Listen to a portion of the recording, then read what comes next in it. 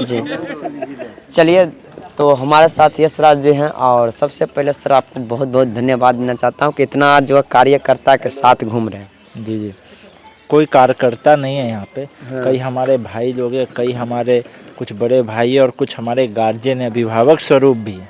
तो पूरा परिवार मिलके हम लोग संकल्पित हैं। संकल्प लेते हैं तो सबसे पहले प्राथमिकता आपको क्या होना? देखिए, सबसे पहले प्राथमिकता हमारी ये है कि जो अपनापन का अभाव हो रखा है, जो अपनापन का आज अभाव, इतना से जो पूरे अलौली में अपनापन का अभाव हो रखा है और जनप्रतिनिधि पद भरा हुआ है जनप्रतिनिधि का, तब भी खालीपन लोगों को महसूस होता है। तो उस गैप को, उस गड्ढे को भरने के लिए हम आए हुए हैं कि जो 15-20 साल से कमी महसूस हो रही है पूरे क्षेत्र में सभी हमारे परिवार साथियों को, तो उस गैप को हम साधने आए।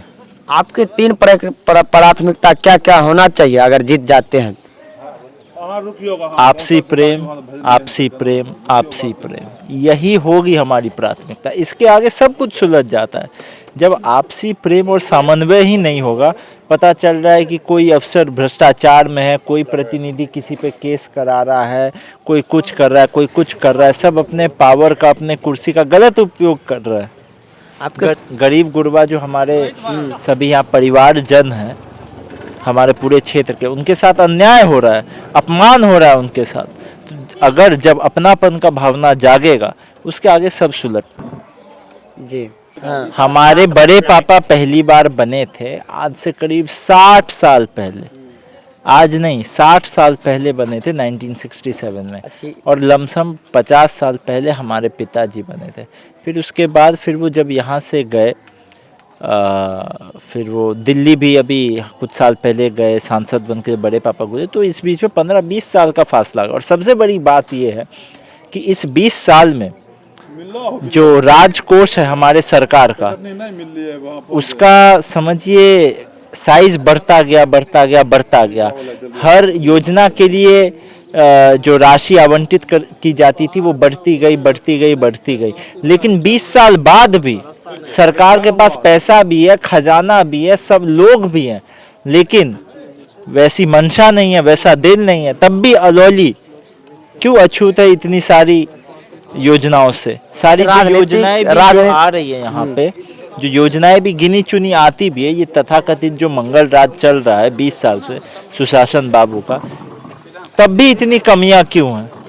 राजनीतिक में ही क्यों आना चाहिए सर?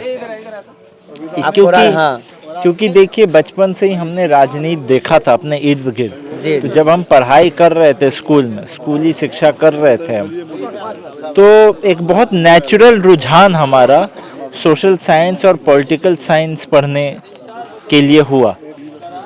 तो हमने वही हाई स्कूल में सोशल साइंस पढ़ा, ह्यूमैनिटीज़ से अपना मेजर किया, स्ट्रीम जो चुनते, साइंस कॉमर्स आर्ट्स जो चुनते हैं हाई स्कूल में, तो हमने आर्ट्स चुना, सोशल साइंसेस चुना। फिर जब हम कॉलेज में गए तो हमने ग्रेजुएशन भी जो किया वो हमने पॉलिटिकल साइंस में किया, साइंस से, क्योंकि हमारी बस ऐसी रुचि नेचुरली बनती गई, क्योंकि घर में हम वही बातों की चर्चा सुनते थे, सब सुनते थे। तो जब हम क्लास में बैठते थे और जब खास करके पॉलिटिकल साइंस की क्लास होती थी, तो जिस टॉपिक के बारे में सर हो या मैडम हो बोर्ड पे पढ़ा रहे होते थे, वो बिना पन्ना पलटे हुए हमें पहले से कई चीज़ों के बारे में जानकारी भी होती थी। और अगर वो 2 बात बोलते भी थे तो बाकी सब्जेक्ट्स के कंपैरिजन में हमें जल्दी वो समझ भी आ जाता था। मतलब पॉलिटिक्स वाले में तो बहुत नेचुरल लगा हमें। जी। तो इसीलिए अब जो नेचुरल होता है उसी में नंबर सबसे ज़्यादा भी आ जाता है। तो एक विद्यार्थी यही सोचता है कि अरे भाई, जिसमें सबसे कम पढ़ लिख के सबसे ज़्यादा नंबर आ जाए, उससे अच्छा सब्जेक्ट कोई हो ही नहीं सकता है। तो वही हमने भी सोचा, तो वही चुना था। फिर धीरे धीरे करके पिताजी और हमारे बड़े भैया, उनके साथ हम थोड़ा एक्टिव रहे, उनके साथ काम में हाथ बटाते रहे। पिछले साल जब लोकसभा का चुनाव था, तब उस समय तो हम लोग एनडीए के साथ थे, तो 6-7 जिले में हम लोग प्रचार करने गए थे, तो हम भी साथ गए थे।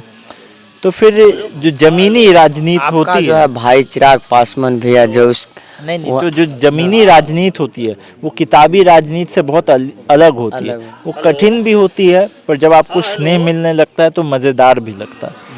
तो हमें काफ़ी वो पसंद आया। हमने सोचा कि क्यों ना इसमें हम एक प्रयास करें, एक नई पहल लाने का प्रयास करें।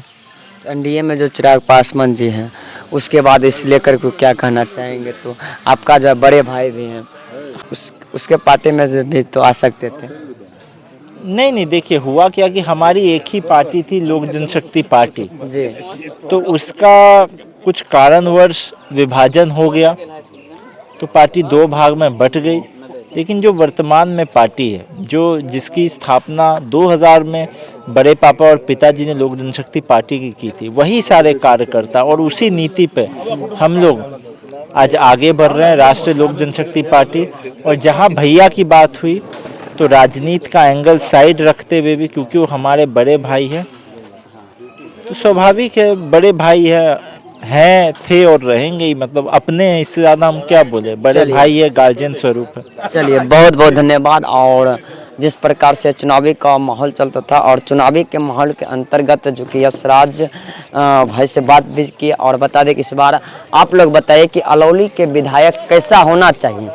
क्या लगते हैं कि अलौली के विधायक यशराज पासवान को बनाना चाहेंगे या नहीं? आप अपना जो है राय कमेंट में दे सकते हैं। धन्यवाद। जय हिंद, जय भारत।